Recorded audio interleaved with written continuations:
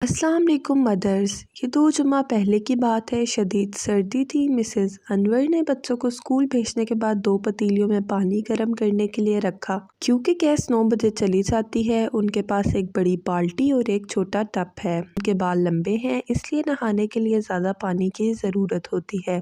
शदीद सर्दी की वजह से वो पानी को उबाल लेती थी और इस फुल खोलते पानी की 4 पतीलियाँ इन्होंने बड़ी बाल्टी में डाल दी। वो जब भी नहाने जाती इस तरह करती कि बड़ी बाल्टी में फुल गर्म पानी जमा कर लेती और टब में मिक्स करके नहाती रहती। इस तरह इनकी ज़्यादा पानी की ज़रूरत पूरी हो जाती। वो जब भी नहाती इस तरह ही करती। टब छोटा था और बाल्टी बड़ी, इसलिए वो टब ठंडे पानी के नीचे रखती और मग में गर्म पानी मिक्स करती रहती। वो इस तरह नहाने की आदी थी। इस दिन पता नहीं किस ध्यान में थी कि फुल खोलता हुआ पानी का मग जो उन्होंने दूसरे टब में डालने के लिए भरा वो अपने ऊपर डाल बैठी। शदीद चीखों से एक दफ़ा तो पूरा वॉशरूम हिल गया। इन्हें दिन में तारे नज़र आने का मतलब आज मालूम हुआ था।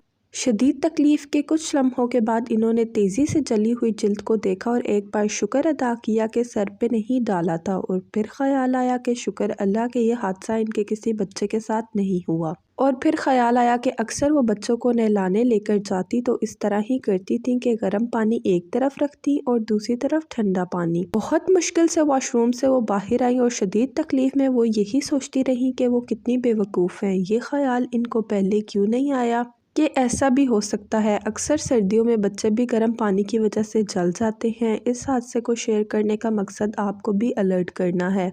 आजकल सर्दी में कोई भी इस तरह की गलती कर सकता है। इस वीडियो को दूसरों के साथ ज़रूर शेयर करें और हमारे चैनल मदर डायरी को सब्सक्राइब ज़रूर करें और कमेंट में बताएं कि आपको भी कोई ऐसा वाक़या पता है जो आपको दूसरों के साथ शेयर करना है, तो हम अपने चैनल पर ज़रूर शेयर करेंगे। इसके अलावा अगर आप वो वाक़या जानना चाहते हैं जिसमें एक छोटी सी गलती की वजह से एक बच्चा कैसे डूबा, से रिलेटेड एहतियात पर हमारे चैनल पर वीडियोस मौजूद हैं, तो आप जाकर वो भी ज़रूर देखें। अपना बहुत बहुत ख्याल रखें, हमें अपनी दुआओं में याद रखें। अल्लाह हाफ़िज़।